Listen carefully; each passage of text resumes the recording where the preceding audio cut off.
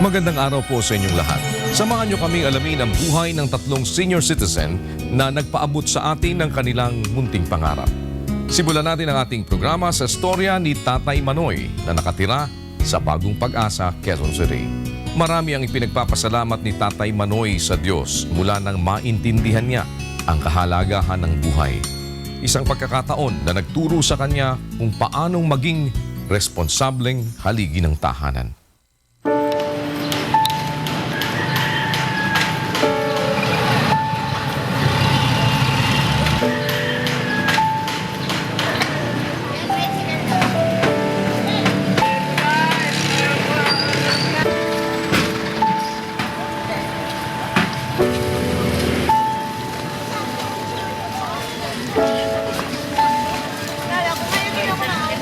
Dating OFW si Tatay Manoy, halos 10 taon siyang nagpabalik-balik sa ibayong dagat bilang isang mechanical technician. Kahit malaki ang sinasahod noon, ay hindi naman siya hinahanapan ng kanyang may bahay dahil may sariling hanap buhay si Nanay Sally. Lima, 5, 20, 10. At dahil malaki nga ang kanyang kinikita, naging maluwag sa pera si Tatay Manoy. Mabuti na lamang at sa kabilang banda ay naging masinop naman si Nanay Sally. Kaya napag-aral pa rin nila ang mga anak hanggang sa kolehiyo.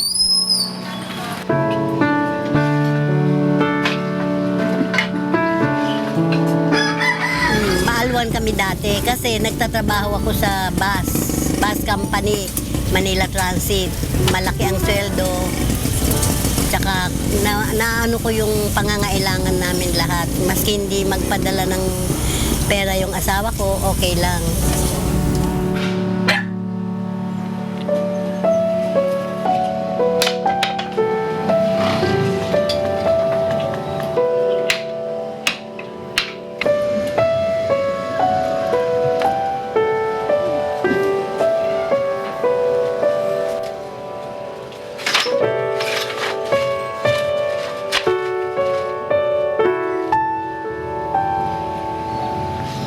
Ipinagbili ni Tatay Manoy ang kanilang jeep upang may maipambayad ng pwesto at maipuhunan sa kanilang ipinundar na tindahan.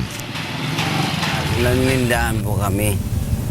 Namili po ako ng huling sa Balintawak early in the morning. Minsan makabili ako mga 10, 6, depende sa stock. At yun ang rin-repack namin. Kasama yung pang-ricado sa bawang, sibuyas, luya. Kung ano pa mga maitinda na gulay, upo, kamatis, ganon. Kahit na 30 pesos, 50 pesos ang maging neto mo na lang, maligaya na ako. Basta pinagpawisan mo at liga lang pamamaraan.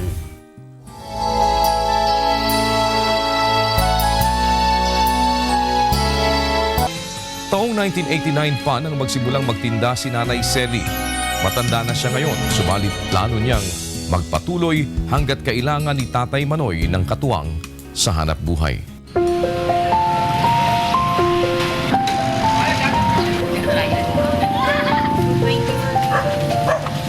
Kahit pareho ng matanda, ay magkatuwang pa rin sila sa pagpapatakbo ng kanilang maliit na negosyo. Mas maganda yung nagtutulungan kayo kasi nandiyan kayong dalawa. Sa hirap at ginawa, nagtutulungan kayo. Nalalaman mo yung kung saan napupunta yung mga kinikita nyo. Hindi ka mukha noon na kumikita nga siya ng malaki, hindi ko naman alam kung saan napupunta. Kahit na 30 pesos, 50 pesos ang maging neto mo na lang, maligaya na ako. Basta pinagpawisan mo at liga lang pamamaraan.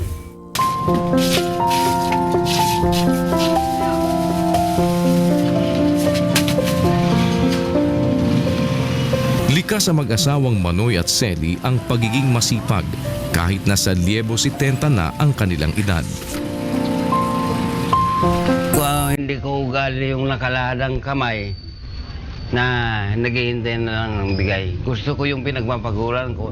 Ang buti ng kumikita ng marangal, wala kang nagagawang kasalanan sa Diyos. Tsaka natutulungan mo yung mga tao na kailangan tulungan. Tapos, Yung asawa ko nga, andyan, nagbago na, naghahanap buhay. Siya na ngayon ang namamalengke, noon ako eh.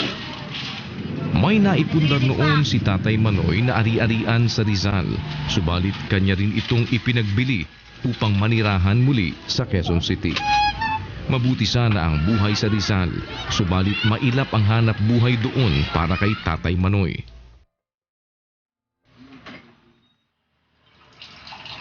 Ngayon ay 10 taon nang nangungupahan ng mag-asawa, kasama ang isa nilang apo na isang bipolar.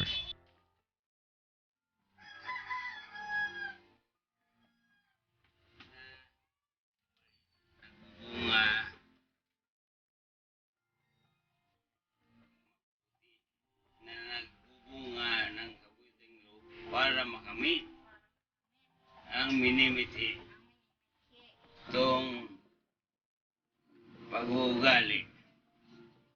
Ikaw ang aking guide.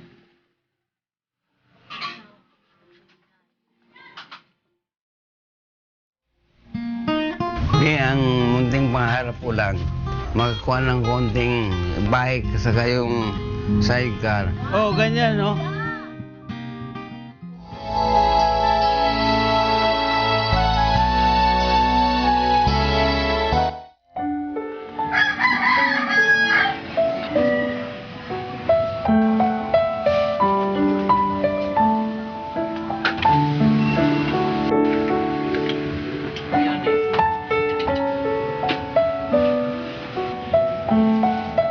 Oo, pag habang kaya kong kumilos, pahinga lang, pagpatay na.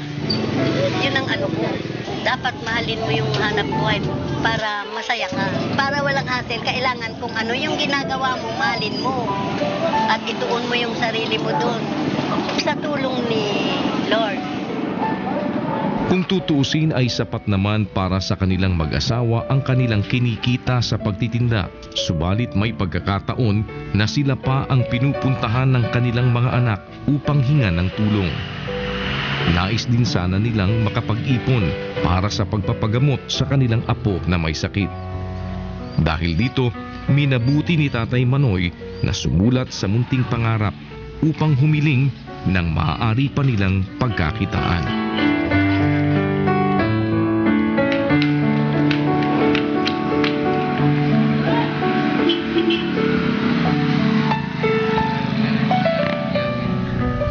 Ang munting pangarap ko lang, magkakuha ng konting bike sa kayong sidecar para pagka ilinibot mo paninda, meron kong magamit. Hindi na nakabag ng maglalakad dahil kuminsan kasi, dahil kumbaga sa bearing, medyo wala na lubrication yung dukuhan ko, gamit na lang ng kuhan ng tri-bike.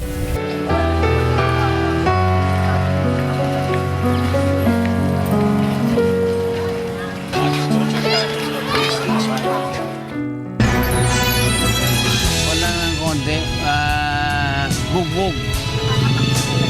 Oo, wala.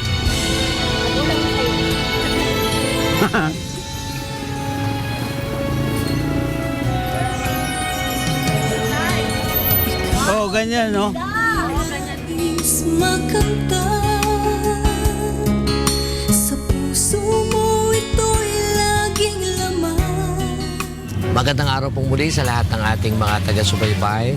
At kapiling natin si Tatay Manoy, ano?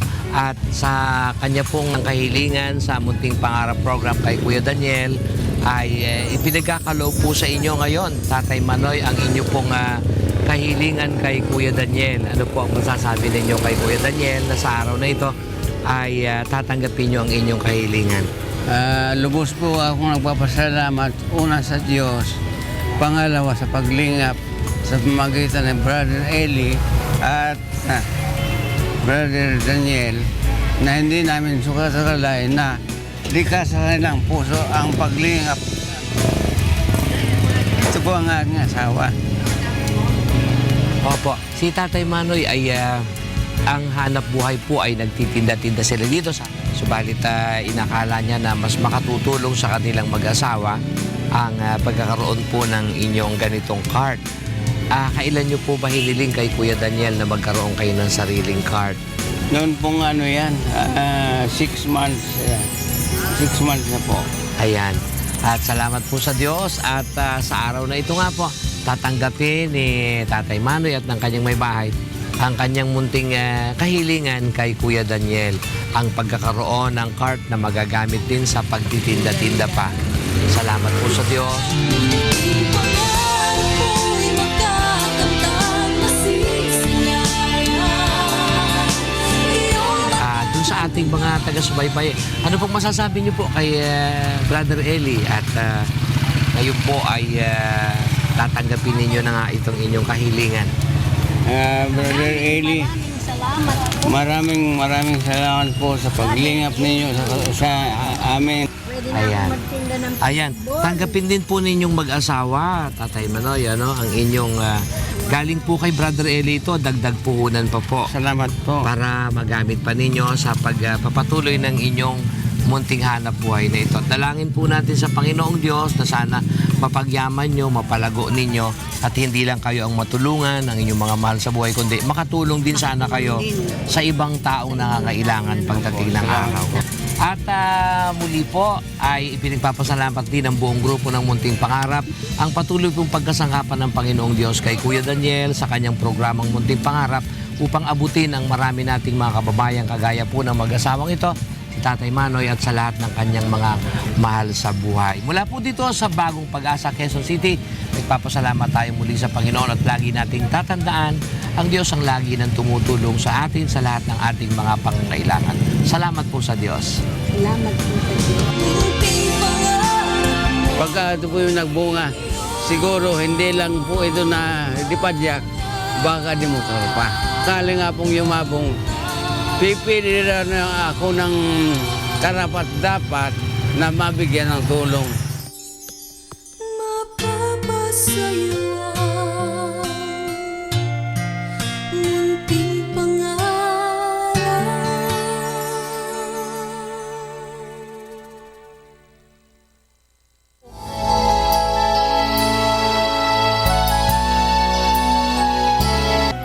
Malaki ang takot sa Diyos ni Tatay Nicolas simula nang makaunawa siya ng mga aral sa pananampalataya.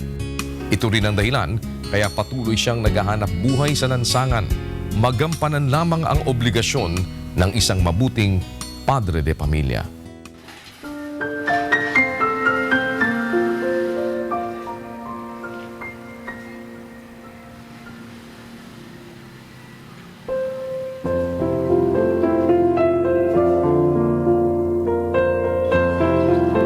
Bagamat matanda na ay buong sipag pa ring binabagtas ni Tatay Nicolas ang mga lansangan.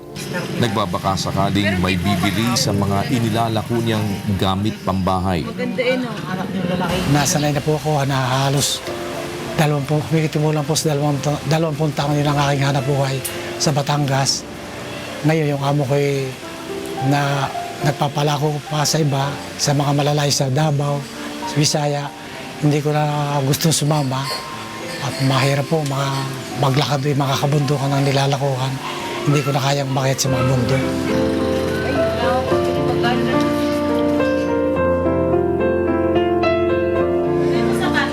Nilalako po yung mga batya, kasirula. Naalis po ako dito ng mga alas 8 ng umaga. Kung minsan nauwi po ako ng alas 4 na ng hapon. Namulat sa paghahanap buhay si Tatay Nicolas. Tindera ang kanyang nanay, samantalang magsasaka naman ang kanyang ama.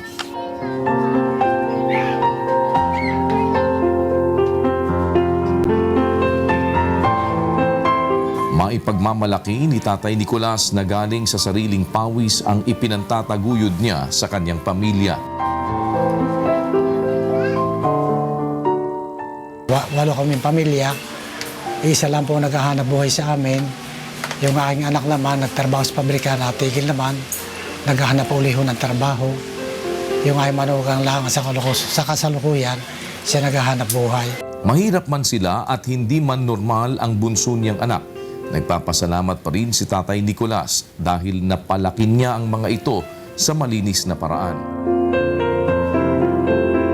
Ginagawa po ngayon kahit matanda na ako, yun po, nakapaglalakad po ako ng yung hanggang 6 na oras dahil pinalakas po ako ng Diyos.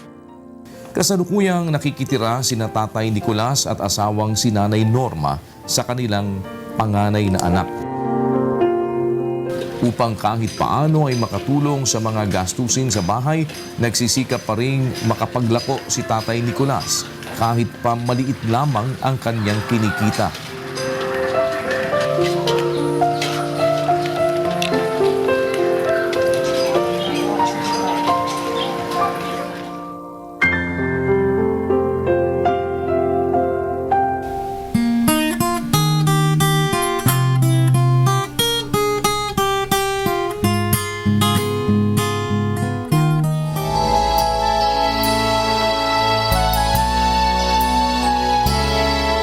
Bukod sa nalilibang si Tatay Nicolas sa uri ng kanyang trabaho, sarili niya pa ang kanyang oras. Gayunman, kahit na mahusay sa sales talk si Tatay Nicolas, dumarating pa rin ang pagkakataon na wala siyang kita. Sa lahat ng kanyang mga paghihirap, umaasa si Tatay Nicolas sa tulong ng Panginoon upang siya ay makapagpatuloy.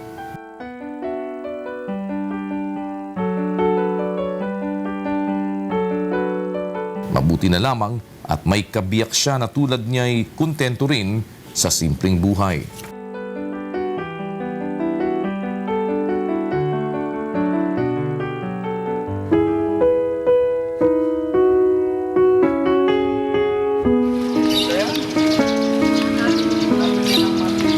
Sa edad niyang 73, may nararamdaman ng masasakit si Tatay Nicolas sa kanyang katawan. May kalabuan na rin ang kanyang paningin. Alam niya na delikado na para sa kanya ang mahabang paglalakad, lalo na kapag mainit ang panahon.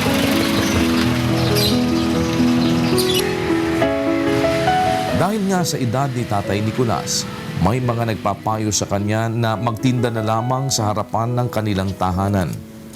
Sa ganitong sistema, hindi na siya masyadong mapapagod. Makakatulong pa niya si Nanay Norma na dating kusinera. Kaya naman naisip ni Tatay Nicolas na sumulat sa munting pangarap.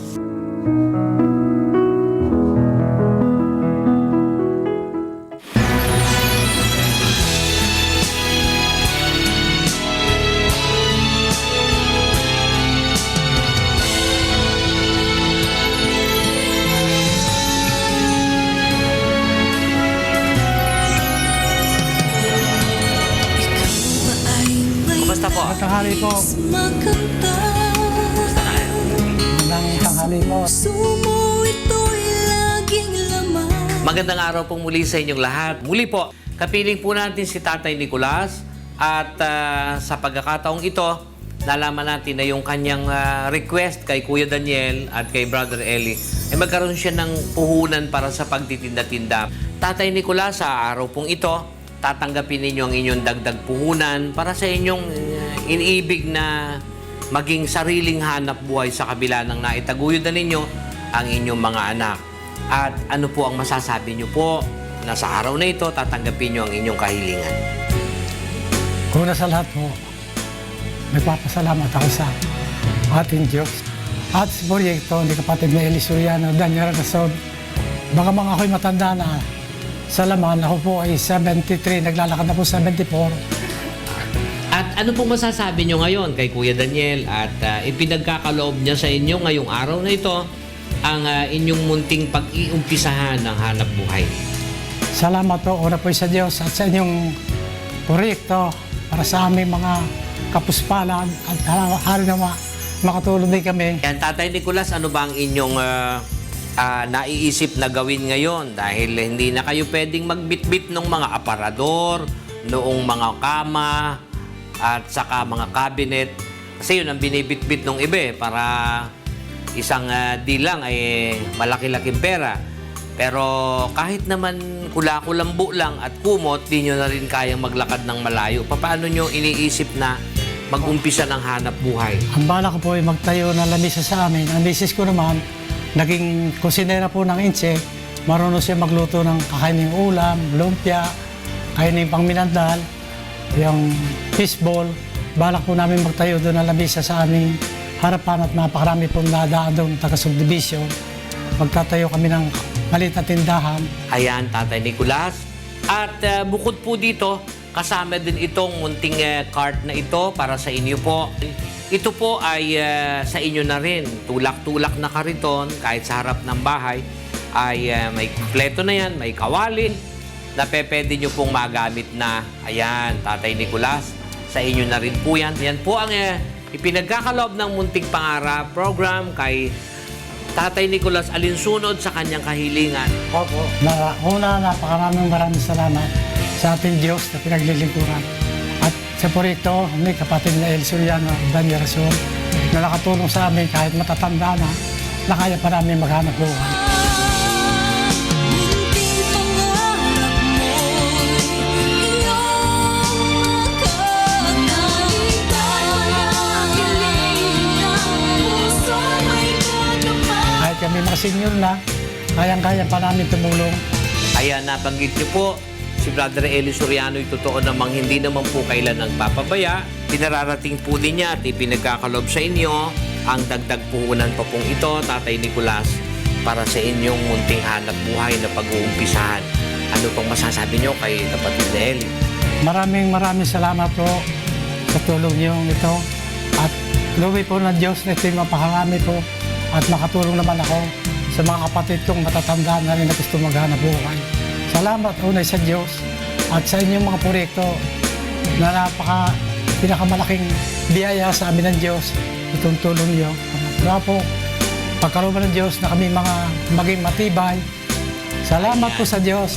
At kami po'y nakikigalak at nagpapasalamat lagi na sa may kapal dahil nakikita namin yung inyong katatagan, pagtitiwala sa magagawa ng Panginoong Diyos na dapat talaga po nating laging mataglay. Sa buhay na ito, ang hirap ay hindi hadlang upang tayo po ay makapamalagi sa pananampalataya at pagtitiwala sa magagawa ng Panginoong Diyos. Mula po dito sa Cabuyao, Laguna, ang buong grupo po ng Munting Pangarap program sa pangunguna ni Brother Eli Soriano at ni Kuya Daniel Rason, ang taong patnugot po ng Munting Pangarap program na ito at nakakarating sa 4 na sulok ng Pilipinas. Kami naman po, mga kawani, ay nagpapasalamat lagi na nagiging saksi tayo sa katuparan ng mga munting pangarap ng ating mga nangangailangan. Salamat po sa Diyos at lagi na, to God be the glory.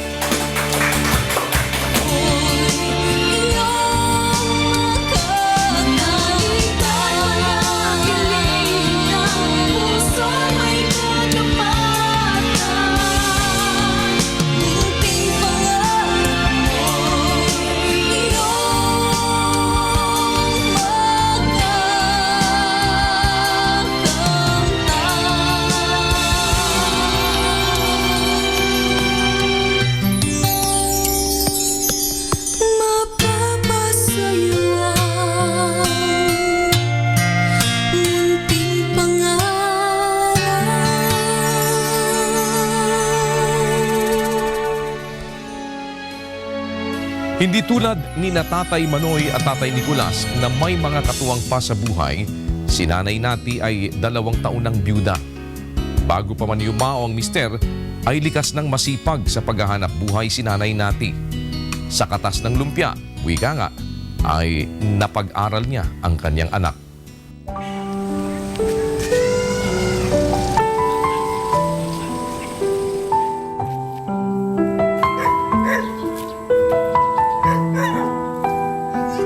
Pagtitinda ang pang-araw-araw na gawain ni Nanay Nati simula nang siya ay mabalo. Ito ang isa sa mga magagandang ala-alang naiwan ng kanyang yumaong asawa.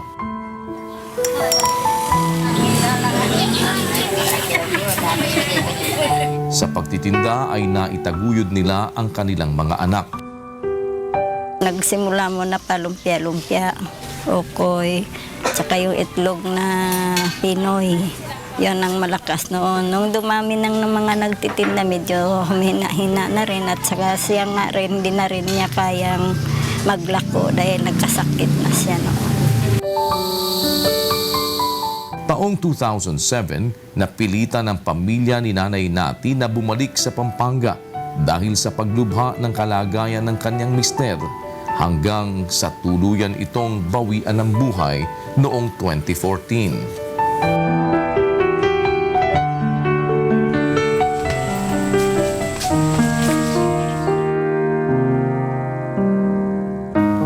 Sa pagkabalo, solong itinaguyod ni Nanay Nati ang kanyang 4 na anak.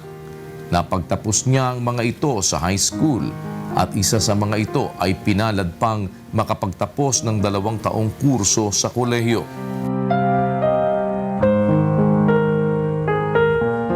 Sa ngayon, ang mga anak na sina Greg at Charlie ang kasama ni Nanay Nati. At sa kabila ng kanyang katandaan, lagi pa rin siyang naghahanap ng maitutulong sa mga anak. Si nanay, since nung kamalay kami, talagang kinukwento na ng mga kapitbahay namin na si nanay masipag. Madaling araw gumigising, naglalaban na, nagwawalis-walis ng bakuran. Mga gawaing bahay talagang pinupursige niyang magawa. Maaga pa lang.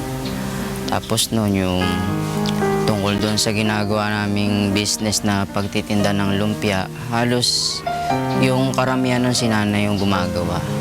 Tumutulong-tulong lang din kami sa kanya, paggagadgad ng sayote, ng carrots.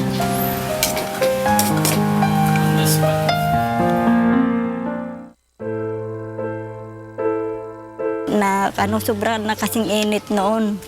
Nakulaps po ako, nahilo, dinala ako sa ospital. Ito na naman, mga 2 months ago na ngayon. Ito na, nung balik na naman ako, parang gusto ko na naman magtinda.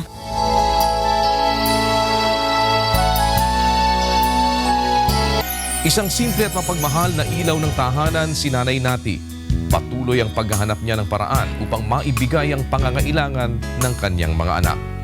Kaya naman ang laging dalangin ng panganay niyang si Greg ay maingatan tuwina ang kanyang ina.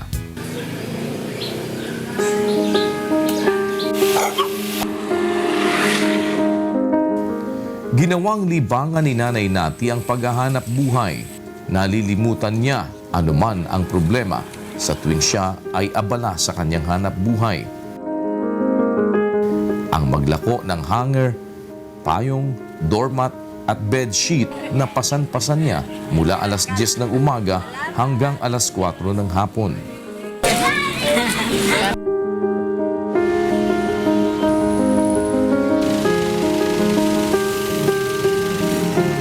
May pwesto naman sa palengke si Nanay Nati. Ngunit mas gusto niya ang maglako kaysa maghintay ng lalapit na customer. Kwento ni Nanay Nati, nasa 10 kilometro ang kanyang nilalakad araw-araw. Dahil sa pagtitiyagang ito, ay nakakapag-uwi na siya ng pambili ng 2 kilong bigas, ulam, asukal at sabon. Ngunit ang labis na kasipagang ito ang naging dahilan upang siya ay magkasakit. Sobrang na kasing init noon. Nakulaps po ako, nahilo, dinala ako sa ospital. Ito na naman, mga 2 months ago na ngayon. Ito na, nung balik na naman ako, parang gusto ko na naman magtinda. Pero sabi nila, wag na raw ako maglako. Kasi matanda na nga, hindi na kaya yung init. Na heart attack po ako. Sa ngayon ay nagpapahinga muna sa bahay si Nanay Nati. Ayaw man niyang umasa sa mga anak. Wala na siyang pagpipilian sa ngayon. Sa kabila ng mga paghihirap, ay hindi pa rin nawawala ng tiwala sa Panginoon si Nanay Nati. Malaki ang pasasalamat niya kapag payapa siyang nakakatulog sa gabi at kapag hindi na siya gaanong nakakaramdam ng sakit sa katawan. Isa pang biyaya sa kanya ang pagkakaroon ng mga mapagmalasakit na anak. Tulad ng kanyang ina, praktikal sa buhay si Greg. Tinitipid at pinahahalagahan niya ang bawat piso na kanyang kinikita. Naglalaan siya para sa mahalagang bagay, lalo na sa paggawa ng mabuti. Natuwa po ako doon sa pagtatrabaho ko na yun kasi unang-una, nakakatulong siya sa mga magulang ko. Naabutan ko sila kahit paano. Nang madistino si Greg sa malayong lugar, ay naging panatag naman ang kanyang kalooban na hindi mapapabayaan ang kanyang nanay. Ako naniniwala ako habang gumaganap ako ng tungkulin kahit hindi ko nakikita yung kalagayan ni nanay. Basta't nagtatapat lang akong tumutupad ng aking tungkulin, nasisigurado kong nasa mabuti siyang kalagayan. Hindi man niya nabibigyan noon ng tulong pinansyal ang ina, nauunawaan naman ito ni Nanay Nati na palagi nang inaalaala ang kalagayan ng anak kahit milya ang kanilang agwat. Hindi naman tayo nangangailangan na maginhawang buhay. Yung makaraos ka lang araw-araw, di ka nasasangkot sa mga gulo, lalo pang nakakapaglingkod ka sa Diyos kahit tuyo na subo. Ipagpasalamat natin sa Diyos, makontento na tayo doon.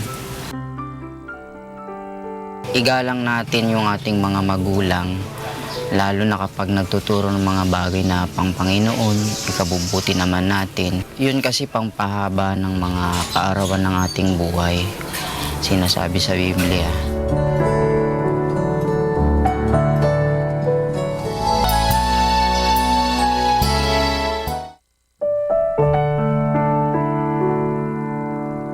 Pagkatapos ng 3 taon na pagkalayo sa pamilya, ngayon ay sa Pampanga na muling umuwi si Greg.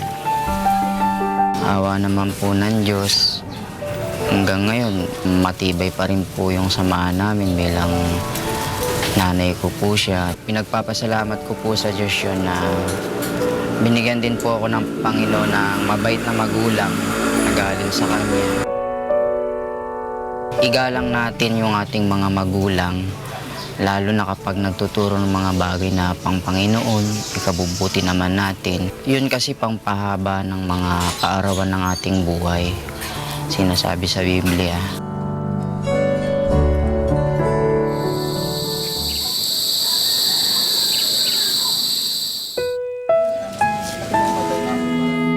Sa tuwing nakikita niya ang masidhing pagnanais ni Nanay Nati na makabalik sa paghahanap buhay, ay tila kinukurot ang puso ni Greg. Bagamat payo ng doktor na manatili muna sa bahay si Nanay Nati, nais pa rin ito na maging abala tulad noon. Sa kawalan ng sapat na puhunan ay naisip ni Nanay Nati na sumulat sa ating programa. Kahit ganito ng edad ko, gusto ko pa rin maghanap buhay kasi kaya ko pa naman. Para din kaming tatlo magkatulong-tulungan. At least kung sino man ng, halimbawa, hindi nakadestino, hindi siya kumikita, mayroong sasalo na takip, pangangailangan namin. Bilang supli sa lahat ng pagsisikap ni Nanay Nati sa kanilang magkakapatid, nais din ni Greg na maging kaagapay ng ina sa paghahanap buhay. Ako na lang maglalako ng mga tinitinda niya kasi hindi naman siya ubrang maglako talaga. Baga dito lang siya naka-standby sa bahay. Tapos ako, ilalako na lang yung paninda niya. Gusto ko kung magtinda sana, pinaplano ko yung fishball, magpagawa ako ng lamisita, ukoy at saka yung itlog pugo, itlog Pinoy, gano'n. Halo-halo na yan. O, yung mga palamig kasama na yan.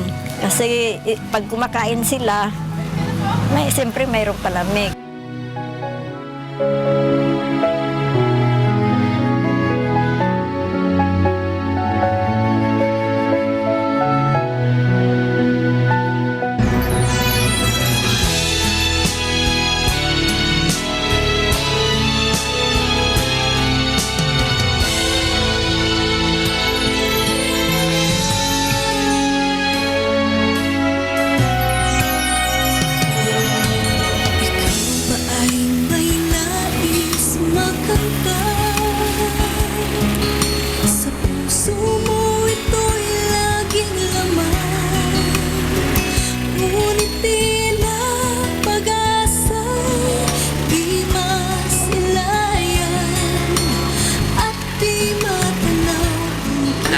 Mula po ngayon sa inyo na ito, pwede nyo itong magamit na mapalago nyo sa inyong pagtitinda ng pagkain o makanin at makatulong nawa po ito sa inyong paghahanap buhay. And of course, hindi po natin nalilimutan, nabanggit nyo na gusto nyo magkaroon ng yung parang pedicab, ano? At dahil po dyan ipinagkakaloob po sa inyo ni Brother Soriano, ni Brother Eli Soriano, ang pabili ng pedicab. Kayo na po ang bibili para ito ay kasya po yung pambili ng pedicab na magagamit nyo para sa inyong rolling store. Ano po ang masasabi natin kay Brother Eli?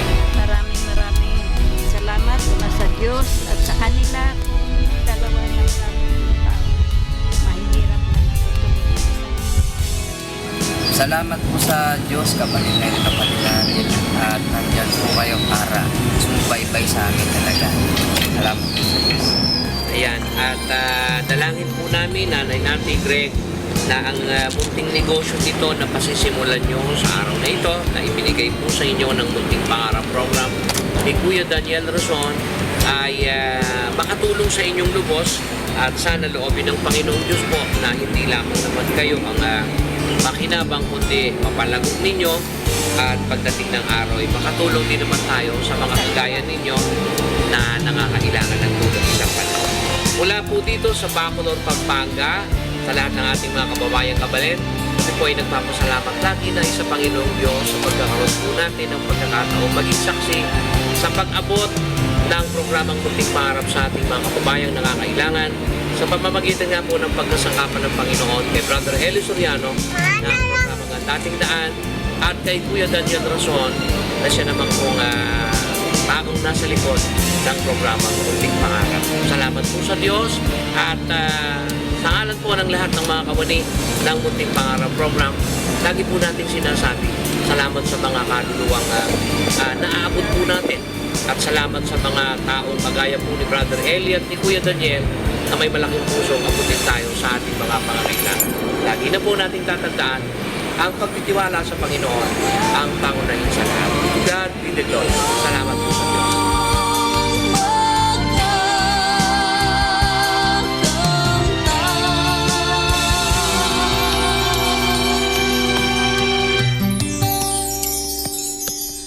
Mapapasayo ang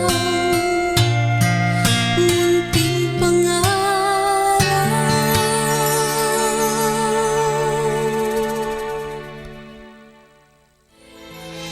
Masarap sa kaloobang makita na kahit paano ay nakatulong kami upang mabawasan ang alalahanin ng ilan nating kababayan. Kami po'y umaasa na sa susunod na linggo ay magkakaroon kaming muli ng mabuting pagkakataon na kayo'y mapaglingkuran. Katuwang ang ating mga kasama sa Ang Dating Daan sa pangunguna ni Brother Eli Soriano sa ADD Foundation at Kamanggagawa Foundation. Ako po ang inyong Kuya Daniel. Naniniwala na ang naaawa sa dukha ay nagpapautang sa Panginoon. Asahan niyo pong palagi na sa awa tulong ng Diyos, kami ay makakasama ninyo sa pagbuo ng inyong mga munting pangarap.